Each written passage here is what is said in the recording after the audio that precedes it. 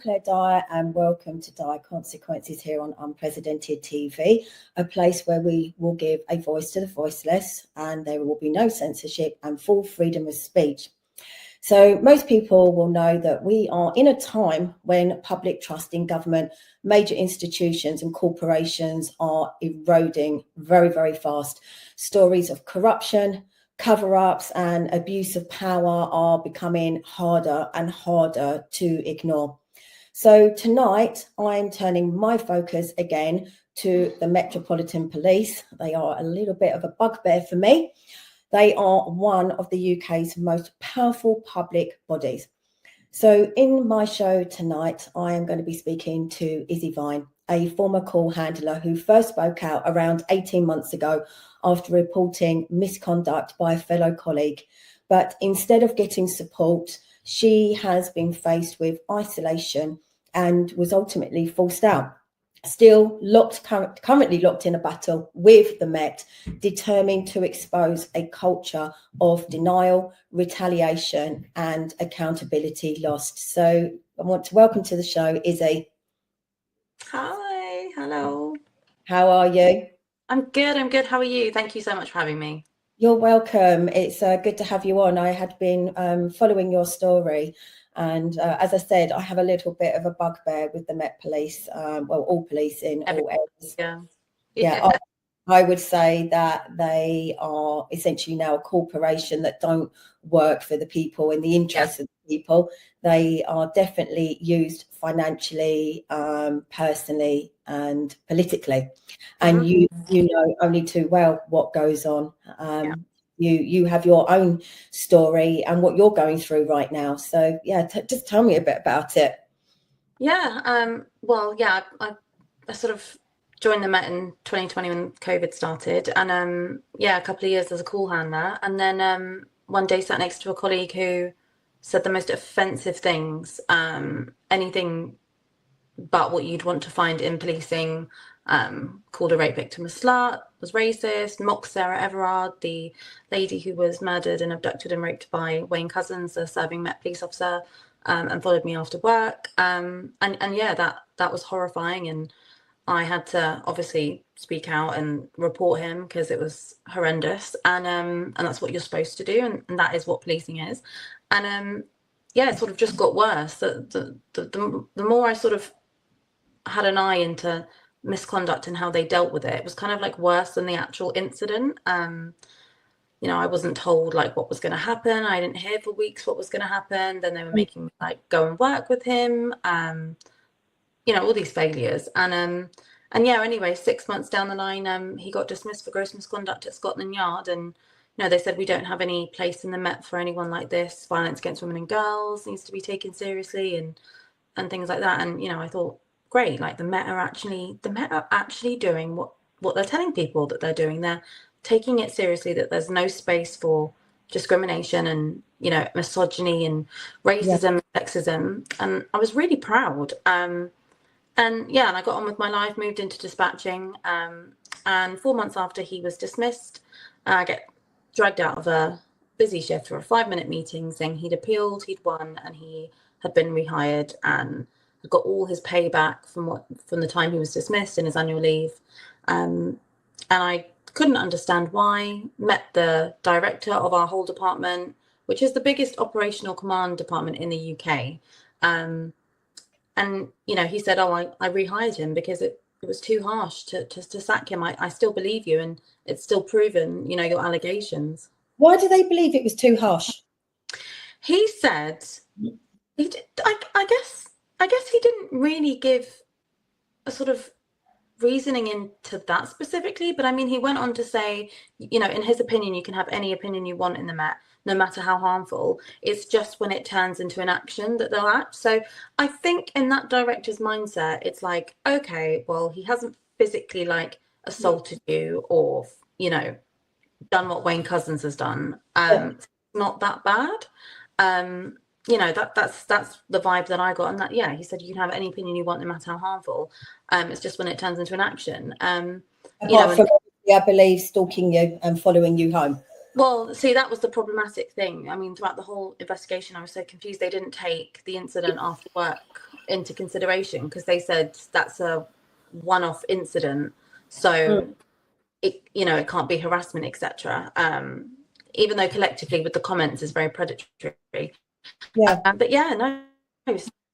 So he was rehired, and you know, I couldn't understand why the director said, you know, violence against women and girls and the Casey report have too much influence in misconduct cases, and it makes, you know, criminals more harsher than they need to be, so that they look like they're doing something. So yeah, I was so concerned, and you know, with the rationale as to why he'd rehired him, and I escalated those concerns. Mark Rowley also, in their Met for London programme, has said that he takes a zero tolerance approach to discrimination against Londoners, our people, anybody else we work with, and any officer or staff who is found to have discriminated will be dealt with robustly. Yeah, I've called that out multiple times in the last couple of weeks. That's a lie, because my case is an example of that not happening. And I do say quite a lot that Mark Rowley should step down, because by lying, that's breaking a core policing principle and value, which is honesty and integrity.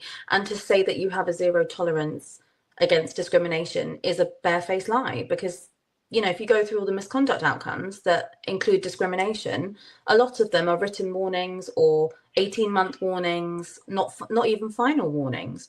So there is no zero tolerance. You actually tolerate it. Oh, you seem to have frozen, Issy. I think there might be some... I went on to make more concerns, and my reports were buried for months, and then... Oh, sorry, I'm back. But yeah, no, you know, I made... Oh, sorry, I'm back here. The Met haven't got me. Yeah, no, I made more reports, and I made more reports, and they were buried, and it just turned into such a circus, and my mental health went through the roof, and they were putting me in some dangerous situations, and so I had to leave and speak out, and it was fraudulent of me to stay in the police knowing that this is the type of people that they enable to work in policing. I couldn't do it. Do you feel that because obviously that you'd made this complaint, that essentially they kind of forced you out, you had no choice but to actually leave rather than them sort of getting rid of you? Yeah, I think so. I think they didn't like the fact that I was very vocal, you know, as in like, okay, I've stood up and I've spoken out and I've reported him. Then he's been rehired, and then I've sort of complained about the director's rationale for rehiring him. I think they definitely saw me as a bit like, oh, for God's sake, here she is, like, complaining again. But, you know, none of it was right. It was wrong and completely contradictory to anything that policing is. And I think they saw me as a nuisance, and I think they underestimated me in terms of, you know, when I would file a complaint or a concern, you know, I would chase it up if I didn't hear for months. I wouldn't just like get on with my life and forget about it. I think they found that very annoying, and I don't think they didn't give any care to my welfare. And I think they underestimated, you know, how badly they treated me, because there were points where I was going to work suicidal and like genuinely contemplating jumping off the roof of the work building. Yeah, tell me more about a bit more about your actual job role within the Met.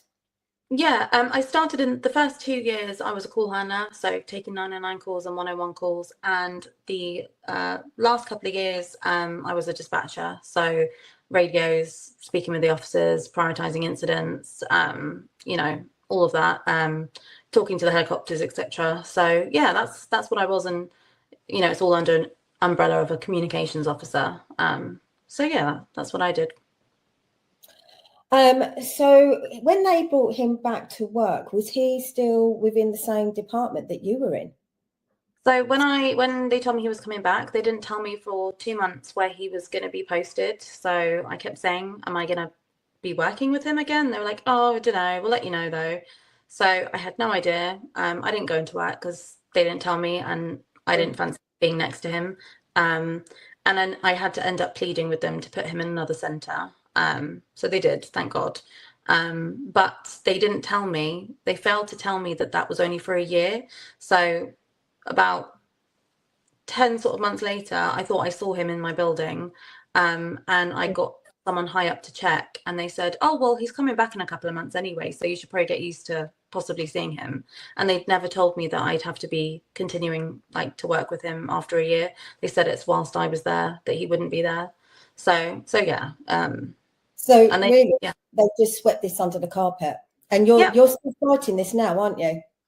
Yeah.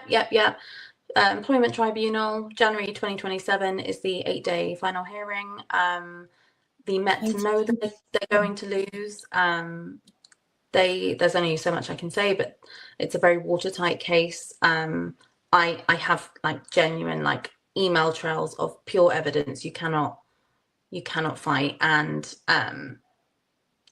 the Met are being like purposefully deceiving, and the Met have lied to media.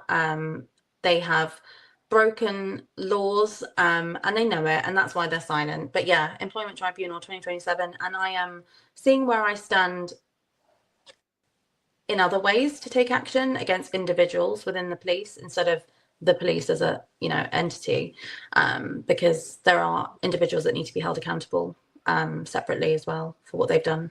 Yeah, you actually named some of them, because obviously this went quite high up, didn't it? It didn't go to the assistant commissioner. I believe. And what happened with that? Because you've just been bounced backwards and forwards, haven't you?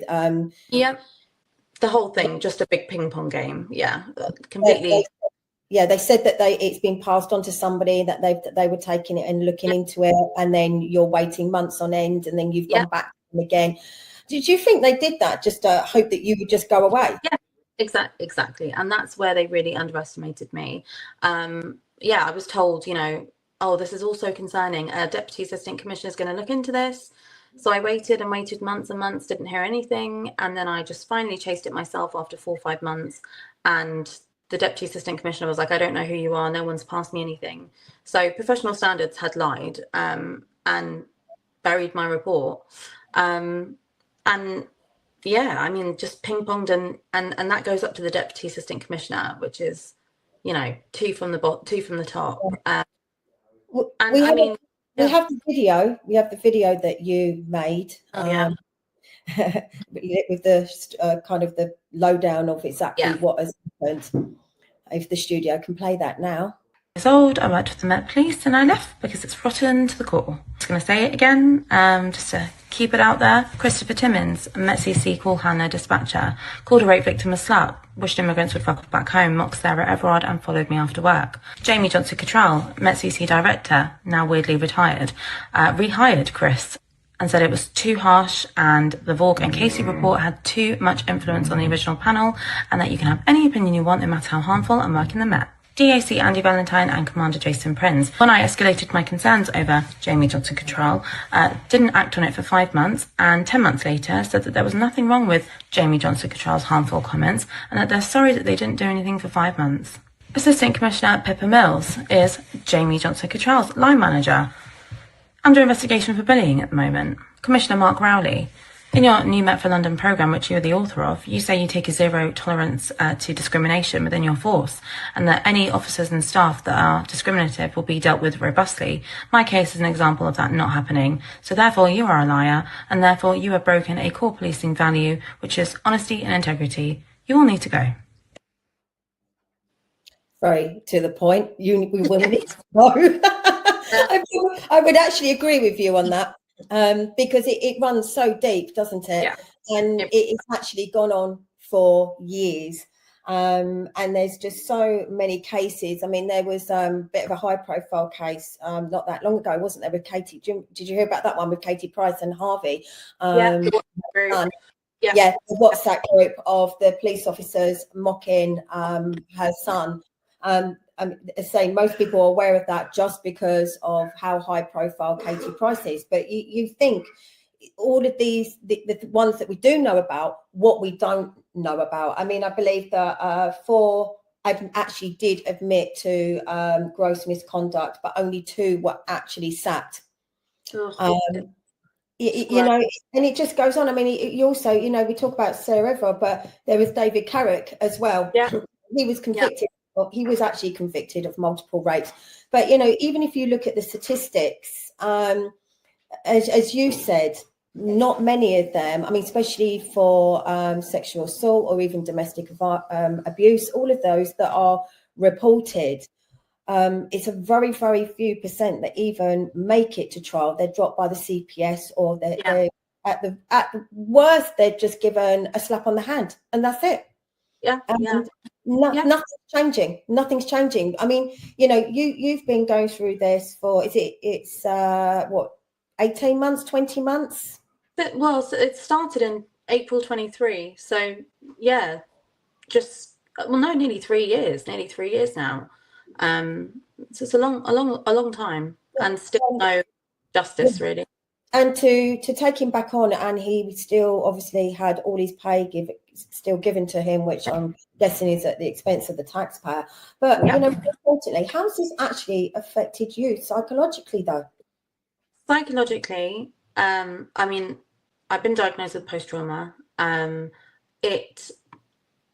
some people say it's like, I don't know if anyone can like understand it if you haven't been through it, but I found it really psychologically traumatizing or torturing to have to put on a uniform every day, walk into this building that's oozing morals, in honesty, professionalism, compassion, knowing that everything I've just gone through and the person that I sat next to and everything horrible that he said and did is welcomed there. It was really, really traumatizing, and I felt really fraudulent. And I also say that it's, you know, it's really shattered my trust in any type of authority. I mean, not that I had much trust in anyone really much anyway, but I always thought, well, you know, the police are an official body, like they're an official institution. They if you need help, they're going to help you. They're going to be decent people. And it just shattered my whole confidence in any type of safety in authority, or you know, trust in any of it. And yeah, it's changed me forever. And it also shattered my, you know, a lot of people's work are their identity, and that's where I plan to spend the rest of my life, in a career in policing. And to have that literally just crumble because I just did the right thing, and did what I was told to do, to report wrongdoing, was incredibly difficult. And I still struggle today. It's not nice, you know, being 30 and being in a place where you don't know where you're supposed to go, even though I know I found my path now. But yeah, it was horrible. So, you know, and I also gained an autoimmune disease from the stress triggering. I'm on lifelong medication now. You know, I've never had any autoimmune or any health problems like that before. When I found out he was returning, I stopped having periods. I gained loads of weight. I wasn't able to regulate my temperature anymore, and I've got now an autoimmune disease. So I've gained a lot of baggage from this, emotionally, physically, and psychologically. And it seems that when you try and do the right thing, you're actually punished for it. And you know, the police, it's one of those where you grow up believing that they are there to protect you and to serve you. And it's almost like having that illusion shattered, isn't it? It is. When, you know, when you realise actually that it is corrupt. And actually the people that are put in a position of power and authority are the ones that are quite often abusing it the most. Yeah, and I think also what made it extra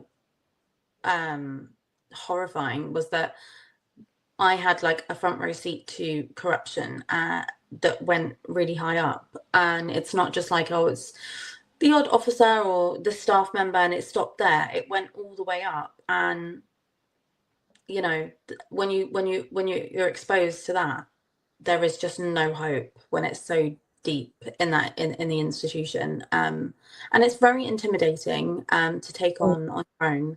But to be honest, I signed up to be in policing, and I signed up to be honest, transparent, compassionate, safeguard people, and this is how I have to do it. And it is just a shame that I have to safeguard people from the police, but I didn't sign up to be loyal to an institution. I signed up to protect and help people. And that's probably where I was naive in joining the police.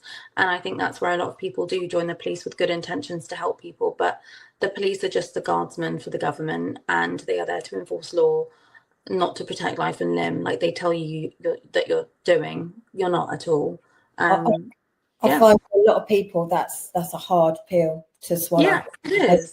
To come to that realization that it does go that deep, and they are actually serving the government and no one else. We're going to come back after a break where we're going to have a quick look at Tim Scott's Uncancelled, one of the new regular shows here on Unprecedented TV.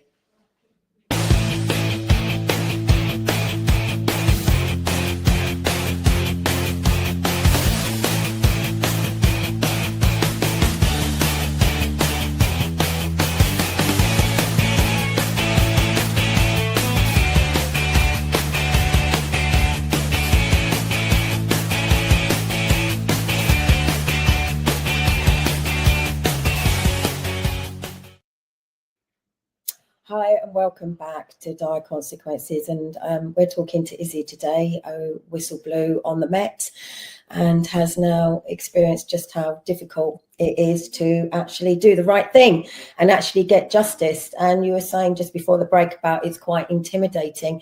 Do you feel though that since speaking out that there's an element where you're a bit targeted? Yeah, definitely.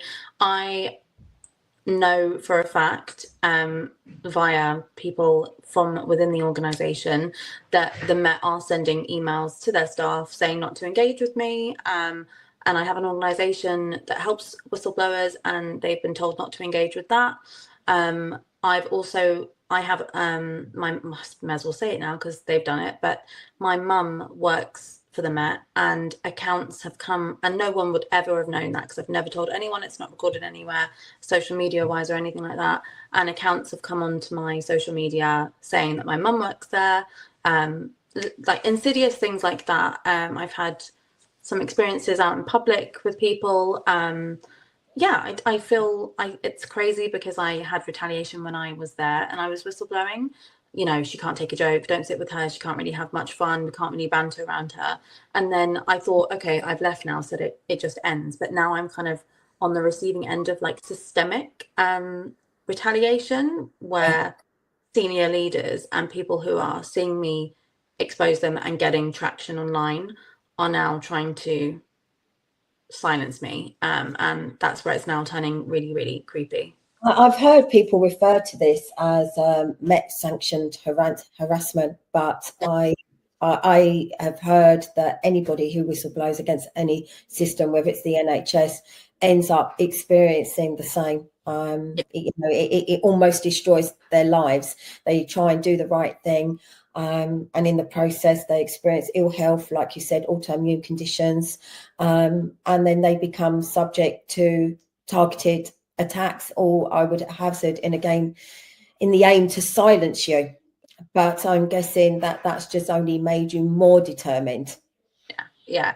I always say that, like, whatever happens to me happens, and you know, whether I get arrested for something that's stupid or something happens to me, I've already come to terms with the fact that that will just happen for me, and I'm unfortunately just a little bit of collateral in order to get this bigger mission across, which is that people shouldn't be afraid to speak out, and these institutions are really corrupt. And yeah, it gives me more fire in my belly because it's so wrong. And I suppose the more I speak out, the more I'm kind of unearthing the problems in societies. Like I get a lot of officers send me horrendously, graphically threatening messages, private messages, and or like sometimes they're not even private about it. They'll comment on my public platform, and I just think, you know, oh my god, it's horrible and it's scary and it's terrifying. But then I'm like, oh my god, no, I'm glad I'm doing this, and I'm glad you've done that because you're showing who you are and you're showing everyone else that this is such a big problem what I'm talking about. So yeah, whatever happens. It's got to be done. I would rather. I will never stop this. Like how could I not continue with this when I've never been someone who can't.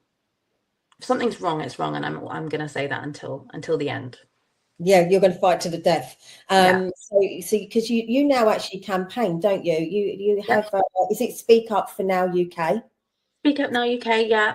We help whistleblowers, whether they want to just anonymously send us their testimonies, or get help with, managing media assistance if they want to speak out, or legal assistance, counselling. We're also going to hopefully bring around financial grants, because a lot of people can't speak out because they don't want to leave, because then they'll lose their job and their money. But we'll want to provide financial support, so that people can do the right thing, speak out. And if they lose their job, they'll be okay. So we're going to do that. Yep, Isabel's Law is something separate that I'm campaigning on. I think there should be a police misconduct national register. Yeah.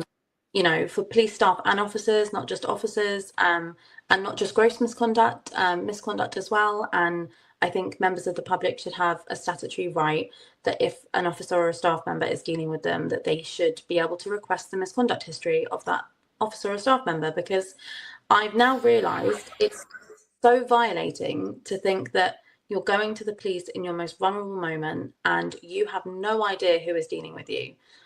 They could currently be under investigation for a sexual assault, or they could be currently under investigation for racism or something. And it's so violating that you don't know anything about these people, and you're supposed to just trust that they're decent people because they're police personnel. Yeah, and we've learned that you can't just trust titles anymore. It's not, they're all right, they're a doctor, or they're a lawyer, or they're a police officer. Nope, we can't. Like, how stupid of society to continue believing that titles mean that you're a decent person. So tell me, what is Isabel's Law? Yeah, so obviously to initiate a police misconduct register, to give members of the public the statutory right to access that. It has other elements into it. I feel like if an officer is under investigation, misconduct or gross misconduct, they shouldn't be allowed to resign. I do feel like a lot of officers sort of skedaddle off when they're, they get wind that they're under investigation and they resign. And it's always funny when you look at the Met's misconduct outcomes, it always says, well, if this officer was a serving police officer, we would have resigned, we would have dismissed him. You're just saying that because they left and you want to look good. I don't think you should be able to resign and run away. I think pensions should be forfeited if you've broken any of the core policing values, principles, or a crime. I don't think, when I was in policing, you could definitely tell which officers had passed their sort of 30-year mark, because that's when their sort of true personalities would come out, and the real horrific banter, because they wouldn't care because they've secured their pension. So, elements of that. But that's it in a gist. And you're also going to have the ones that are coming up close to retiring, getting their pension, that will keep their mouth shut and turn a blind eye to any wrongdoing that they do see go on. Exactly. It's just not worth risking. Yeah, it's just a hot mess. That's what I keep saying to everyone. It's a hot mess. We just had the advertisement for a march. Tell me what that's about, because obviously it's about anti-corruption in public services. So what exactly is this? Yeah. So that's a march I'm co-hosting with Intersectional Uprising. It's on the 5th of November, very symbolic. And it's really sort of stemmed from, obviously, my experience with corruption in policing, but also, I get so many whistleblowers from NHS, education, prison service, military, come to my organisation, and there are so many horrendous stories, and there are so many stories that are a million times worse than mine, and it's so evident that there's a problem in public institutions, and everyone is fed up. And this is, I guess, a symbolic act. People can't, the majority of people can't do much because we're not in power. So things like this, campaigning, marching, if that's something that someone can do to feel like they're trying to get justice or trying to make it better, then people want to do that. And so that's what we'll be doing on the 5th of March. And it will be... Yeah, do you also have a petition as well on your website? Yeah. You want to demand, obviously, a statutory public inquiry, I believe, isn't it, to your case? Yeah. That's another thing. So I know that my case is is worthy of a public statutory inquiry, and it definitely is, since I've named and shamed these people and more things have come out. The Home Office originally said no, without even asking me for any of the details of my case, which is funny. They didn't know anything about it, and they just straight point blank. They just said no. Yeah, they just said no. And I've rewritten to them again, and I'm still yet to reply. So I hope that means they're considering it, because usually they reply quite quickly saying no. So and Yvette Cooper, who was the Home Secretary at the time, did she have any involvement in this? Was she prepared to help? I wrote to her so many times in the last year, since I left last December. I wrote to her probably about 4 or 5 times. I would just get boshed off to the police integrity unit of the Home Office, Home Office department, and they would just say, thanks, yeah, sorry about your experience, we are trying to make the police better, sorry. Absolutely useless. The Home Office actually give guidance to the Met Police in terms of their misconduct outcome hearings, and there's so many problematic statements, like you should focus on reputation rather than misconduct, and they just don't care. They don't care. And yeah, Yvette Cooper, not a fan. I think also one of the other failings is that they have promised over and over again is better vetting. And yeah, that doesn't which is another joke, because when I named and shamed the individuals involved in my case, it turned out that the director that rehired the predator that I originally reported was actually under investigation up until he joined the Met for racism and disability discrimination. And I know I had a lady on who had been abused by a police officer, and she didn't actually report the abuse. It was really severe as well. He'd strangled her, kicked her. It was quite extensive. She didn't report it. The police actually came to her because he was already under investigation for multiple other offences. But what ultimately ended up happening was the CPS dropped it just before it went to trial, and then she ended up being up on a whole load of charges, which she ended up with a criminal record for. So I previously interviewed her, and that's when you realise it is everywhere. It's everywhere. I'm hearing more and more of more police officers that are already under investigation, that there's been misconduct, and it is nothing more than either covered up and just a slap on the wrist. Just yesterday I was covering a case, PC Vicente, in the Met Police. He sent unsolicited pictures of his penis and attempted to continuously kiss a female colleague, and even after she said no, and pursued many young female officers without their consent. And he just got a warning, and it was deemed that the harm was low because it wasn't known in the public domain. It was in private WhatsApp groups that he was sending pictures of his penis, and that's a crime, cyber flashing, and that's how Wayne Couzens started. And he's currently serving in the police. We've got an officer who doesn't know what consent is and doesn't know what boundaries are, and it's sickening. There is no hope. I know, and I wonder if you feel the same as me, that you kind of, the question you ask yourself is, why are the police allowing this? What is Mark Rowley doing?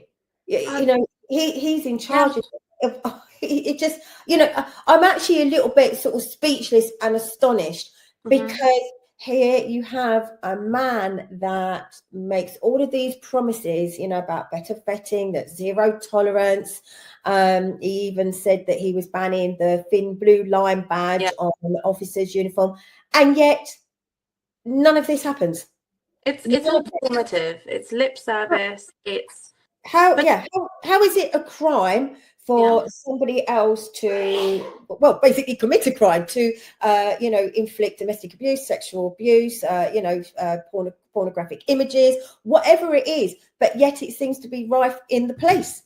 I know, and I always say, and what's ridiculous is the government say they want to halve violence against women and girls in the next decade by half. You cannot do that if you do not address it in policing. Like, let's use our brains. Like, I don't know who the hell is in government, but I don't know if they pass primary school, because if you don't sort it out within the authority that's supposed to tackle it in society, it's never going to happen. Like, it's ridiculous. I just don't understand, like, how do you need qualifications to be in government? Because, or police, honestly, it's ridiculous though. Yeah, well, exactly. I would love to see his CV. Yeah, I mean, Oh, I would say really the fundamental thing that you actually need probably to be in Parliament is human and to have some kind of compassion for humanity. Because if you don't have that, then I kind of think it doesn't matter how academic you are or how much you know about politics. It's pointless, really, isn't it? Because it is.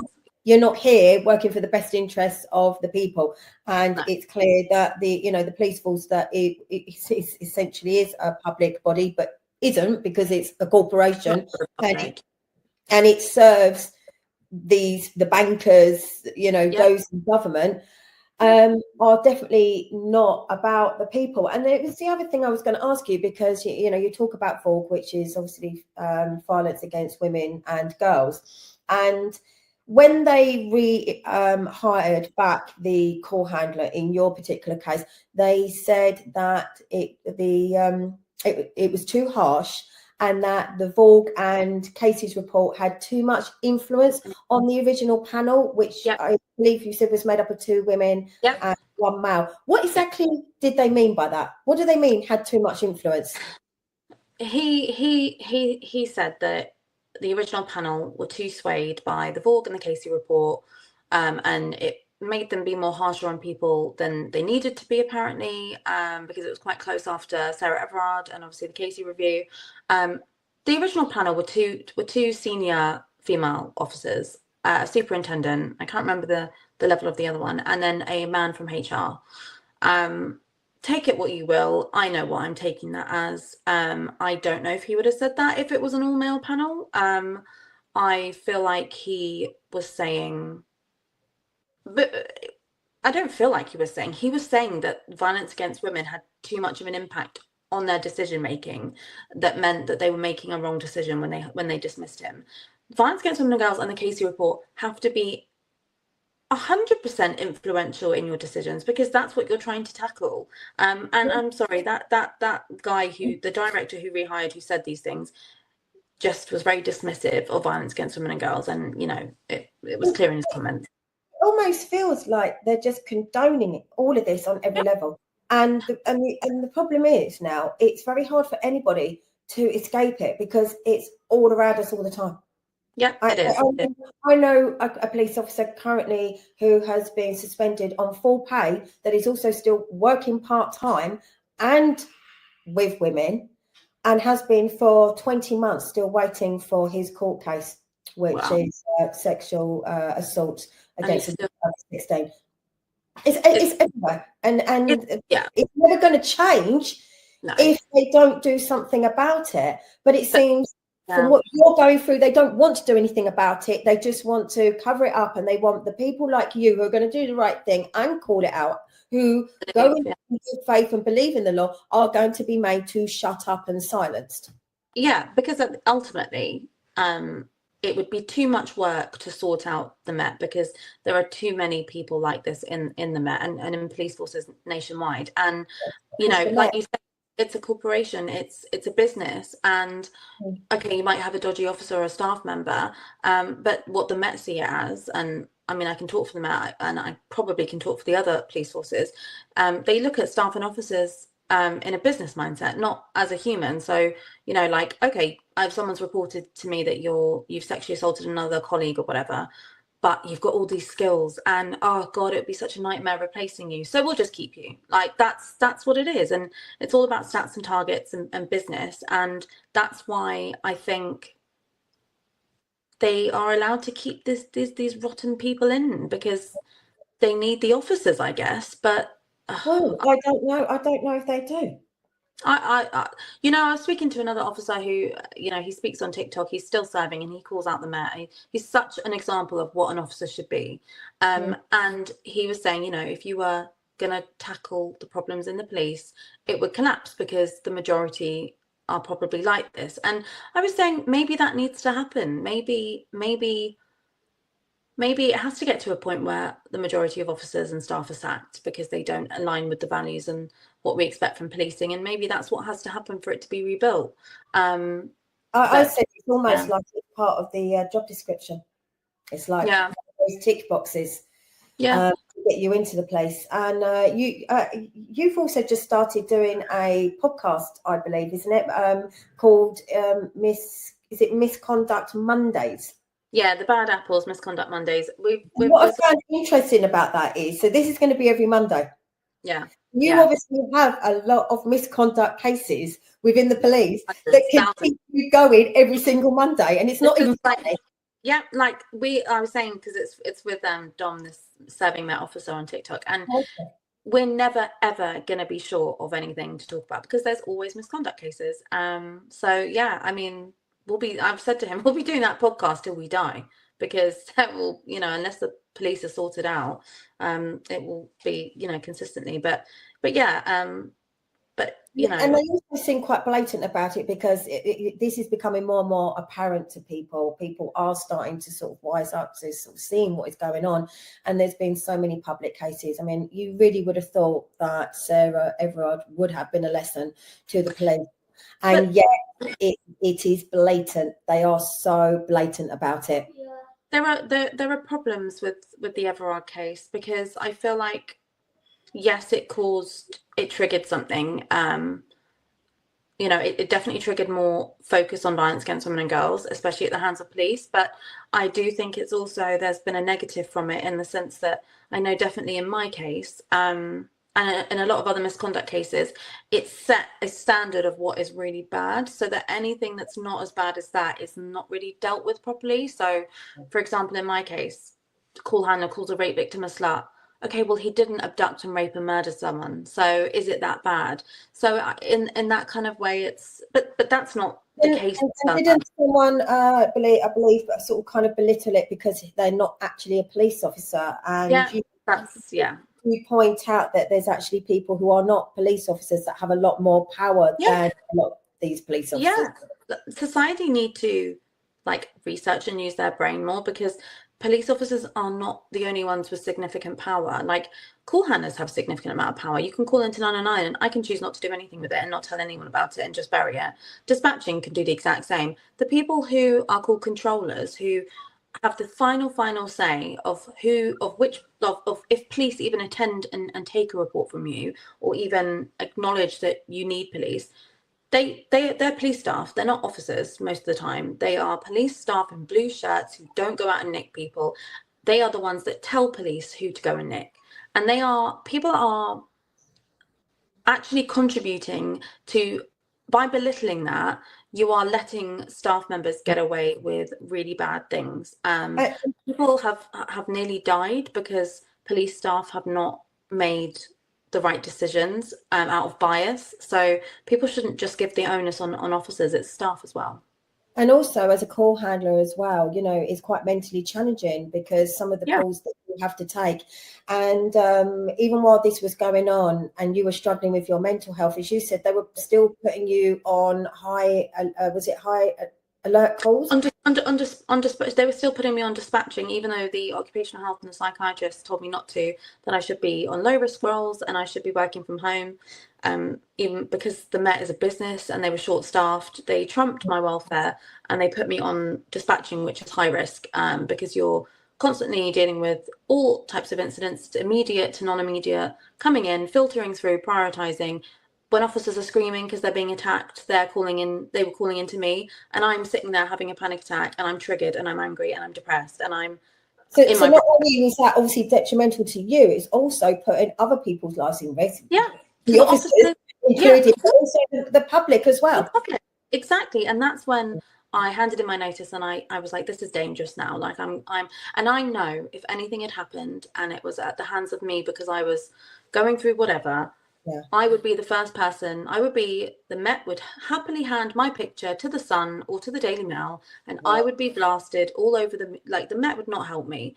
So I left because it was dangerous, really dangerous. They didn't care about my welfare, and I used to sit there and think, oh my God, I bet there are so many officers going out there, and I know there are because they come forward to me now, who have attempted to kill themselves, and then their skipper said, no, you still have to come in. There's just no concern for staff and officer welfare, and it's not just because it's not just problematic because you're not looking after them. The public could be at risk because of that. If you have suicidal and mentally unwell officers and staff going out and dealing with people, you're not going to get great results. You're actually going to get dangerous results. Yeah. So now, really, because of all of this, you've now sort of dedicated your life for obviously campaigning for obviously women and girls. Obviously, you're taking them to. Are you taking them to court? Because you've got a GoFundMe, haven't you? Yeah, GoFundMe to help. I've represented myself the whole entire time, all the way up until the final hearing, and that's what I'm waiting for. But I need legal representation for the 8 days that I'm there. I know I'm going to win, and I know that because the Met are trying to prevent said court case. But they are definitely preying on the fact that I'm not familiar with legal jargon, etc. And in a hearing, I need representation just in case I'm surprised with, I don't know, anything they say. But my case is watertight. Many lawyers have seen it and said, there are laws broken here, breaches here, and the Met know it. But yeah, I have this GoFundMe to help. Anything extra goes to my organisation to help other whistleblowers. That's the Speak Up Now. UK. Yeah. And you have the website as well, which is issyvine.com. Yeah, you can find all my links on there. Yeah, and obviously the petition as well. So I'm guessing you're like so many people that have that light bulb moment, or you experience something that's quite traumatic, or the corruption, and then go on to sort of dedicate your life campaigning and fighting for what is right, no matter how hard it gets. Yeah, definitely. I don't want to continue living in a society built on shaky foundations of corrupt people in power that just love a power trip and can just abuse people. I'm not going to be complicit in that. In the world, you have good people and bad people, but the majority are indifferent, and I am not. No way am I falling in that category. It would be I can't go through life just making sure that my own life's fine. I don't know if it sounds ridiculous, but I want to do something to help people. I guess maybe that's why. That is why I joined the police, to help people, and I guess this is my way. I completely agree with you. The way I see it is that what is happening is it's actually a war between good and evil, and right now the balance is tipped and not in our favour, and has been for a very long time. And I feel that maybe called it crazy, but I feel that a lot of this is happening, and it's really being shown to us now. Just how deep the corruption goes, because it's actually in all the institutions, all of them, not just the Met. It's it's government. It goes right to the very top. And I think for some people, as you said, I know what side I want to be on. I know I'm going to fight to the end, because I can't turn a blind eye. What I've seen, I can't unsee it. I can't walk away. And like you, I know that I will continue to do against whether people say that you're never going to win, you're not getting anywhere, you're not going to win the war. I'm going to keep trying to win the small battles. Yeah, that makes me want to do it more. Yeah, at my doorstep. I don't care what it takes. I'm going to expose this. I'm going to fight against this. So I don't think it's crazy. I'm completely with you on that, and 100% support you, because there are so many people out there like you that have found their niche, or fallen into their niche, and are campaigning and fighting hard against the odds, and against being targeted and harassed, to try and do the right thing. So I completely admire you for that. And we have run out of time as well, I'm afraid, but I thank you so much for coming on. And I would urge anyone to sort of, sign your petition, because, a lot of people say petitioning doesn't work, it is the government, but what you got is, exactly. You have the march on the 5th of March. Obviously you're on TikTok under your name, and you have the website under your name, Issy Vines. And I think people should get behind you. Thank you.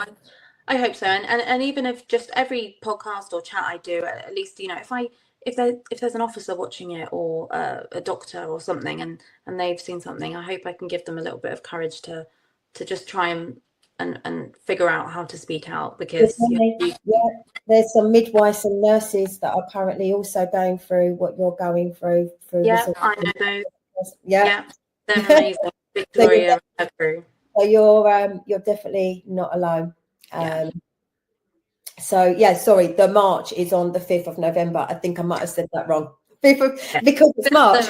I always say for the march. Yeah, 5th of November is the march against corruption in our public and emergency services, which is rife and runs deep. So thank you very much, Issy, for coming on today. It's been great. You're welcome anytime. Wow. So what we've heard tonight is not just obviously Issy's personal painful experience. It's a glimpse into a system where corruption, silence and self-protection too often take priority over truth, accountability and justice.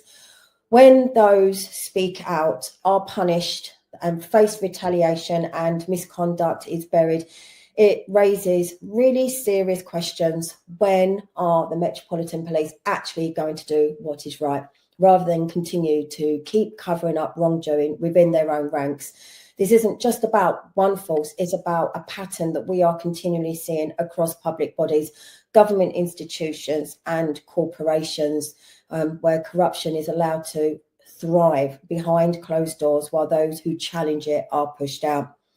Real accountability means facing uncomfortable truths, not hiding them, and until leadership within the Met and other powerful institutions, including the government, stop protecting reputations over people, nothing will change.